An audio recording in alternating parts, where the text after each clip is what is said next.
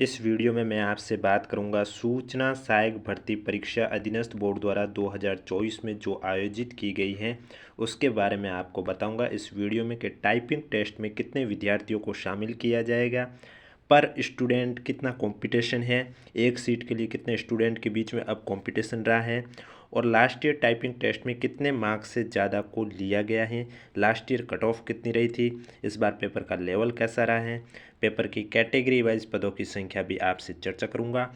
Video को बिना skip किए कंप्लीट देखें। वीडियो पसंद आए तो वीडियो को लाइक करें, चैनल ज़रूर सब्सक्राइब करें और कोई भी डाउट है तो नीचे आप कमेंट बॉक्स में हमें ज़रूर पूछें। तो सबसे पहले मैं बात करूंगा टाइपिंग टेस्ट के बारे में। टाइपिंग टेस्ट के बारे में बात करने से पहले आपको बता देता हूं, जैसा कि आपको मालूम है सूचना सहायक सीधी भर्ती परीक्षा 2024 का जो परिणाम है, आपको रिजल्ट टाइपिंग टेस्ट के लिए जो भी एलिजिबल होगा स्टूडेंट उनका रिजल्ट आपको 25 मार्च तक देखने को मिलेगा। क्योंकि आपको मालूम होगा 3-4 दिन पहले अधीनस्थ बोर्ड के अध्यक्ष आलोक राज जी ने ट्विटर अकाउंट पर ट्वीट करके जानकारी दी थी कि सूचना सहायक भर्ती परीक्षा का रिजल्ट है वो 25 मार्च तक जारी कर दिया जाएगा।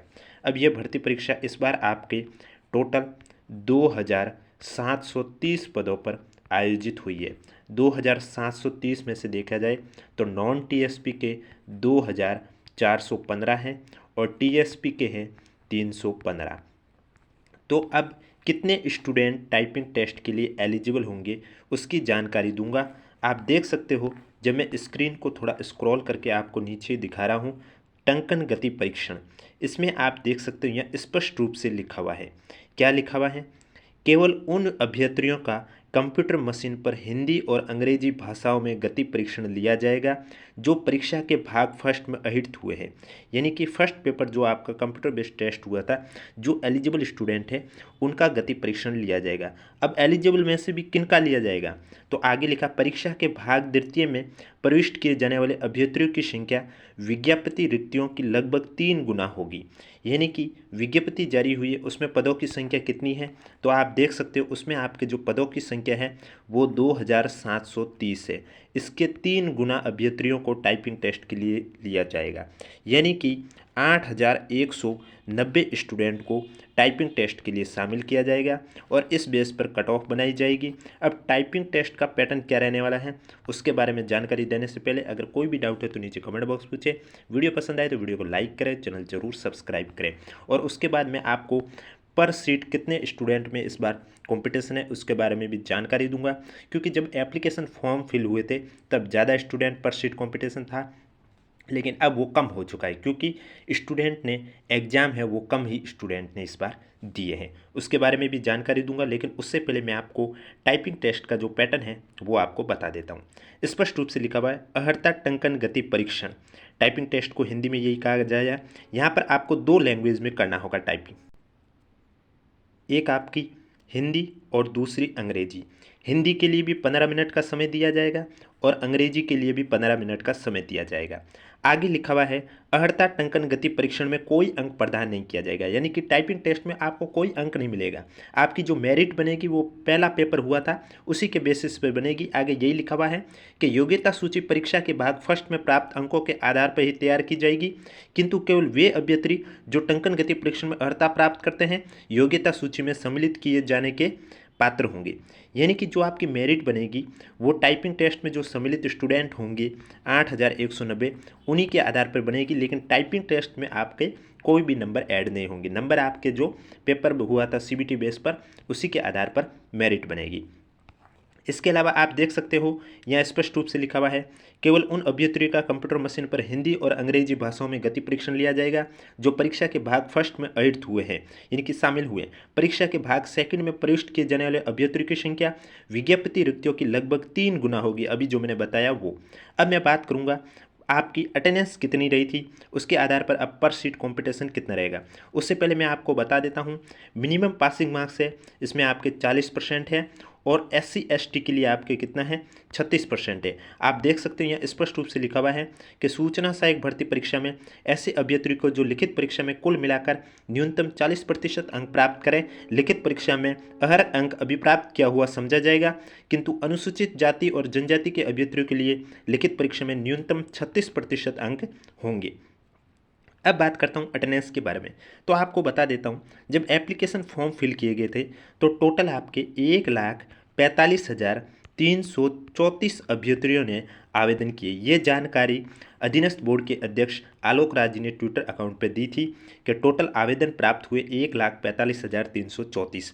तो आप देख सकते हो टोटल ये भर्ती आपके 2,730 पदों पर थी। तो इस हिसाब से देखा जाए तो पर सीट कितने स्टूडेंट में कंपटीशन था, लगभग 53 विद्यार्थी पर सीट के लिए कंपटीशन था, 53 विद्यार्थियों में। लेकिन जब परीक्षा हुई थी तो उसमें जो उपस्थिति रही थी वो 54.62% रही थी।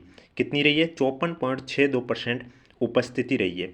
यानी कि 1,45,334 का 54.62% लगभग 79,381 स्टूडेंट ने ये परीक्षा दी थी और 65,953 स्टूडेंट है उन्होंने परीक्षा नहीं दी थी। तो अब कंपटीशन तो आपके 79,381 स्टूडेंट में है। तो इनमें जब पदों की संख्या की बात करें तो आपके 2,730 पद थे। तो इसको जब आप डिवाइड करोगे तो लगभग आपके आएंगे 29। यानी कि अब जो आपका कंपटीशन है वो 29 विद्यार्थी पर सीट में रहेगा। कितने विद्यार्थियों में? 29 विद्यार्थियों में रहेगा। और यही आपके टाइपिंग के समय कितने स्टूडेंट में कंपटीशन रहेगा? तो टाइपिंग के लिए ये 3 गुना लेंगे, यानी कि 8,190। तो आपका हो जाएगा 3 गुना, यानी कि 3 स्टूडेंट पर सीट के लिए कंपटीशन होगा। तो ये तो आपका था पर सीट कंपटीशन कितना रहेगा।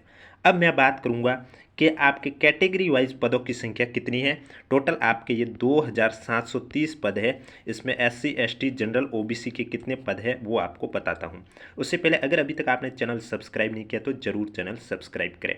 तो सबसे पहले नॉन TSP की बात करें तो नॉन TSP में आप देख सकते हो 2,415 पद है, जिसमें जनरल कैटेगरी के 796 हैं और जनरल फीमेल के 229 है। अनुसूचित जाति में बात करें तो अनुसूचित जाति में जनरल के 210 पद है और जनरल महिला के कितने हैं? 60 है। अनुसूचित जनजाति की बात करें तो अनुसूचित जनजाति में महिलाओं के लिए 86 है और जनरल के लिए 299 है।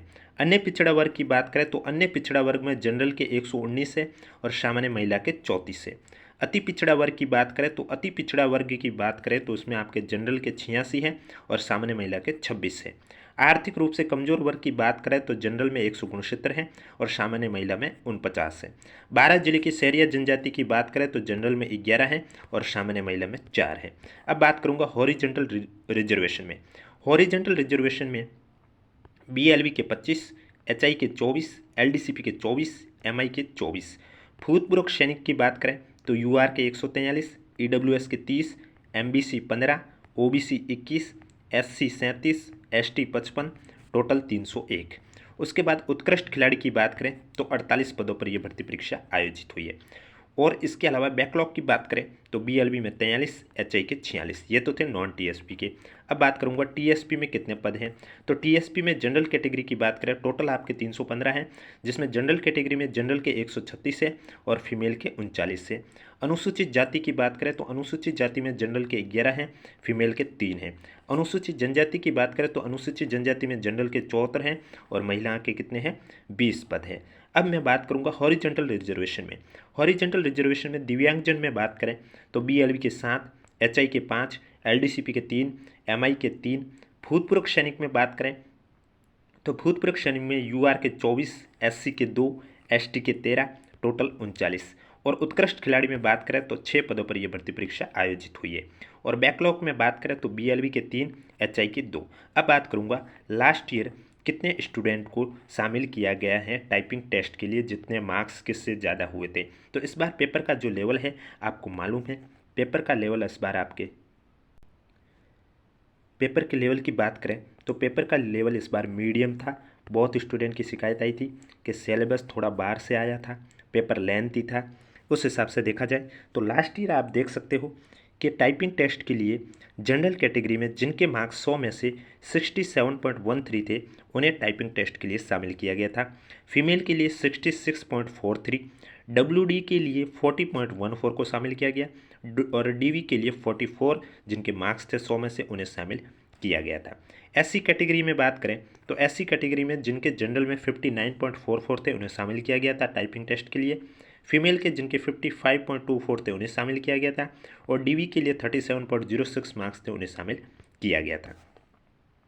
एसटी कैटेगरी की बात करें तो एसटी कैटेगरी में जनरल के जिनके 51.04 थे उन्हें शामिल किया गया था टाइपिंग टेस्ट के लिए। फीमेल के जिनके 46.15 थे उन्हें शामिल किया गया।